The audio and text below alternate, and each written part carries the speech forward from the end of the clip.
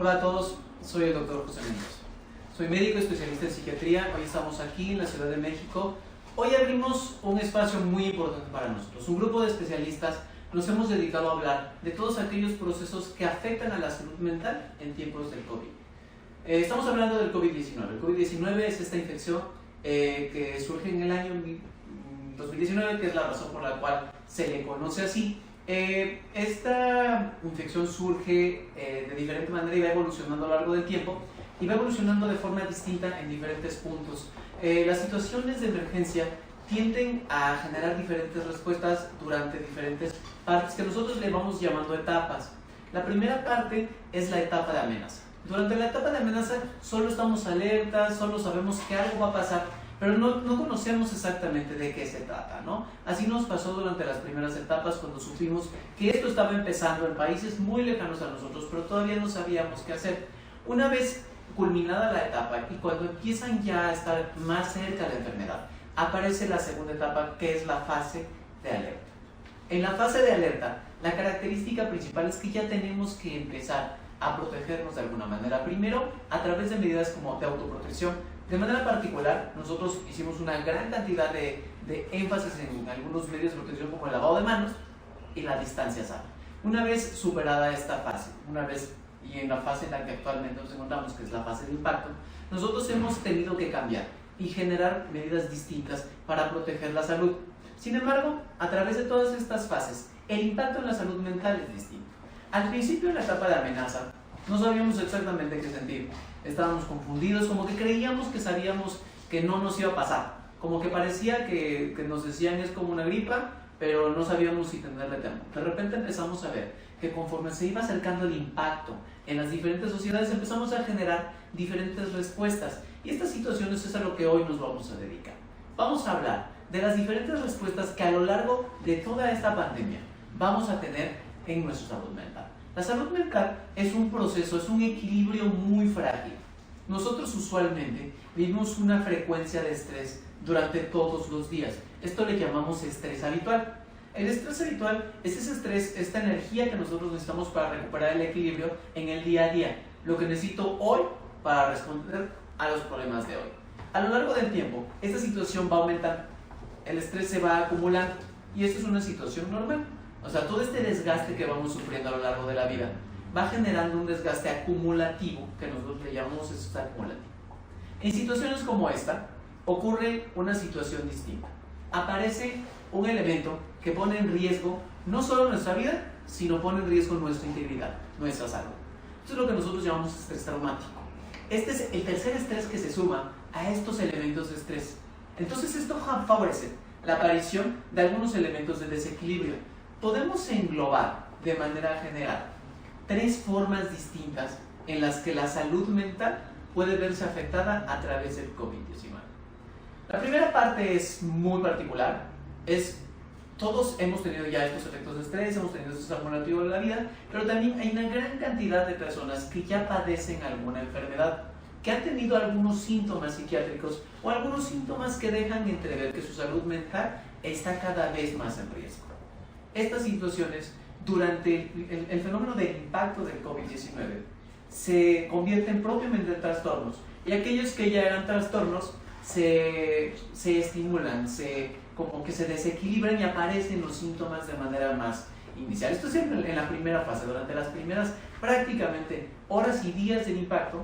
Todas aquellas personas que estaban como en la rayita para aparecer ya en los fenómenos de enfermedad, y aquellas personas que ya tenían una enfermedad o un trastorno mental se estimulan para presentar alteraciones sobre esto. La segunda parte es la ansiedad a contagiarse. Durante todo el tiempo empezamos a desarrollar una gran cantidad de síntomas de ansiedad por el hecho de contagiarnos. Hubo mucha gente que durante la etapa de amenaza decidió tomar cartas en el asunto, e incluso antes de establecerse puntos de distancia sana, al observar lo que ocurría en otros países, decidió tomar medidas más drásticas. Esta situación es normal en el proceso de la salud mental. Quizás hoy suene fácil cuando lo decimos hacia el pasado, pero es una situación que va apareciendo en una situación de más o menos de forma normal, y es una ansiedad que sí puede generar muchas molestias y que, por ejemplo, en algunos grupos vulnerables sigue siendo una característica que termina por desgastar. Cuando hablamos de ansiedad por COVID, ya empezamos a hablar de un trastorno específico. Y el tercer punto, y el punto más importante, porque es un estrés largo, son todos los síntomas derivados del confinamiento. Cuando tienes que permanecer largos periodos en casa, cuando tienes que permanecer 24 horas con las mismas personas, cuando tienes que permanecer sin hacer todas esas actividades que hacías antes, es una situación que complica las dinámicas normales en el día a día. Favorece que haya dificultades, favorece que haya el incremento de choque entre esto. Nunca olvidemos que el estrés es una respuesta biológica. Nosotros tenemos como algunos elementos que a veces creyéramos que el estrés es una situación únicamente psicológica, pero no. Nosotros, en el momento en que interpretamos que algo nos pone en riesgo, nuestro organismo se prepara para defenderse, ya sea volar, pelear o paralizarse. Y cualquiera de estas tres formas de repente no nos dan la respuesta inmediata en el momento correcto. Entonces, cuando esta situación ocurre, pero yo estoy en mi casa, y tenemos que entender una cosa, todos los que habitamos en esta misma casa, todos, el 100% de las personas actualmente en el mundo estamos padeciendo el estrés del COVID-19. Todo este estrés en la convivencia día a día hace que se precipiten ciertos factores psicosociales que son muy importantes. El primero de todos aparecen ciertos síntomas que pueden relacionar o favorecer la violencia.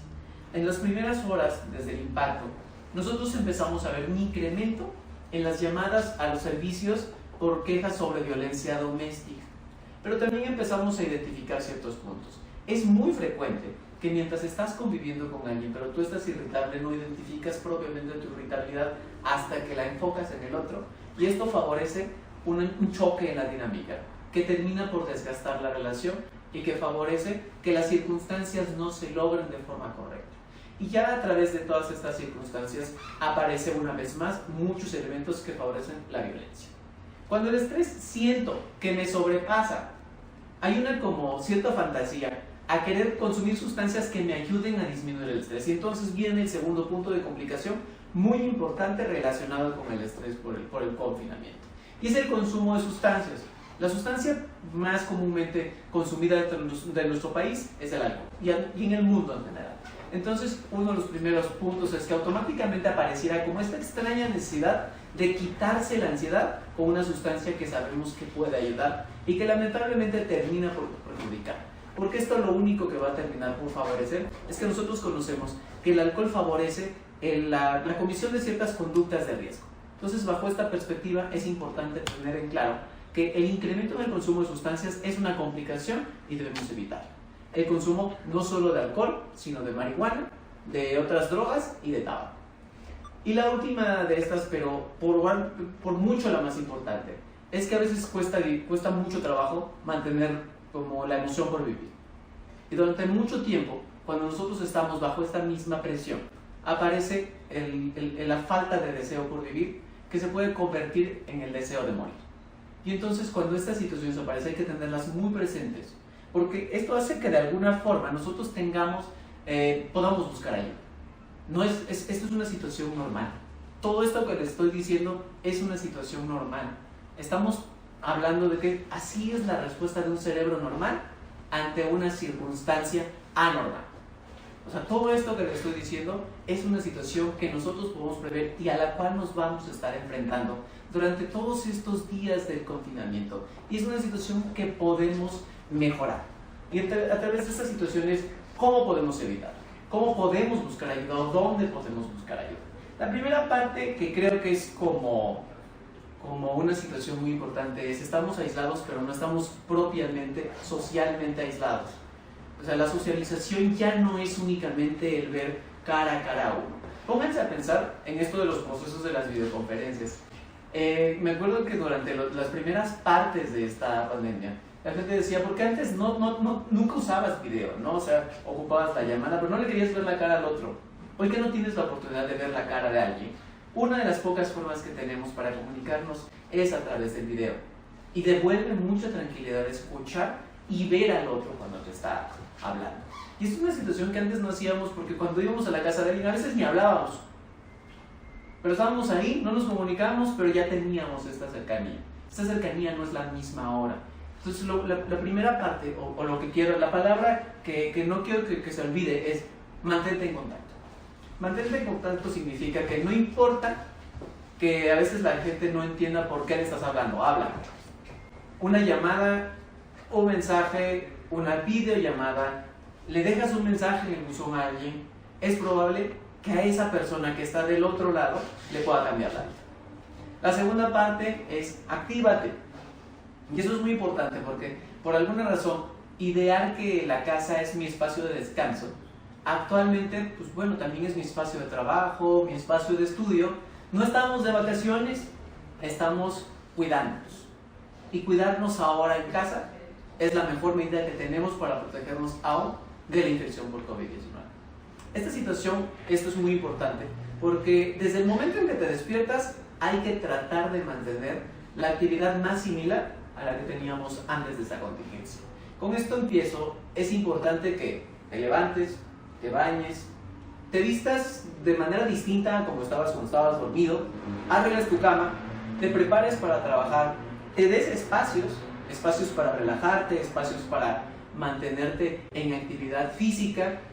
Usualmente cuando hablo de relajación no solo es descanso, no, es darte la oportunidad del tiempo, proponerte relajarte. Y esto de alguna manera va a ayudar a que los días sean un poco más esquematizados y sepas qué sigue después de esto. La otra parte es reconocer nuestras emociones. No está mal sentir, pero nosotros no estamos acostumbrados a identificar lo que sentimos. Entonces, reconocer lo que sentimos es una parte súper importante para que nosotros podamos identificar. A lo mejor no eres tú el que se está desesperando, a lo mejor soy yo que me estoy desesperando y no puedo entender qué es lo que me está pasando. Normalmente cuando nosotros empezamos a sentir esto que le llamamos ansiedad, es un cúmulo de sensaciones que pueden ser diferentes cosas. Para mí es muy importante que tengamos un punto de identificación sobre qué está pasando en mi cuerpo en este momento que yo estoy sintiendo. Siento que me cuesta trabajo respirar, siento que mi latido es más rápido, es más fuerte. Hay que identificar esos síntomas, enfócate en esos síntomas. Esos síntomas te van a ayudar a entender que es tu cuerpo reaccionando al estrés, que estás irritable, que es posible que puedas entrar en una discusión y que probablemente valga la pena que te tomes un momento y que te tranquilices. Un punto que genera mucha ansiedad es la sobreinformación. Entonces, el siguiente punto que vamos a trabajar para evitar las complicaciones en la salud mental por COVID-19 es no te sobreinformes. Tenemos que entender que esta infección es nueva para todo el mundo y nosotros vamos conociendo muchas cosas alrededor del tiempo, pero hay que hacernos una propuesta específica. Así como ya nosotros tuvimos tiempo para planear nuestro día, hay que informarnos solamente una vez al día, para que no estemos sobreinformándonos. ¿Y cómo evitar? Sabemos que igual tenemos una gran carga de información que no está verificada. Hay que buscar información verificada. ¿Cómo buscamos información verificada? Hay que buscar organismos oficiales, hay que buscar algunos elementos que nos puedan asegurar que la información ha sido consensada por más de una persona. También es importante identificar que si alguna ansiedad aparece, es importante buscar ayuda. Puede que no tenga síntomas de COVID-19, pero puedo tener síntomas de ansiedad. Y si estos síntomas aparecen en la UIES, en el número 844-800 de la Unidad de Inteligencia y Epidemiológica en Salud, hay un número específico para la salud mental. El dígito 4 de la UIES es específico para ayudarte en la salud mental en tiempos del COVID.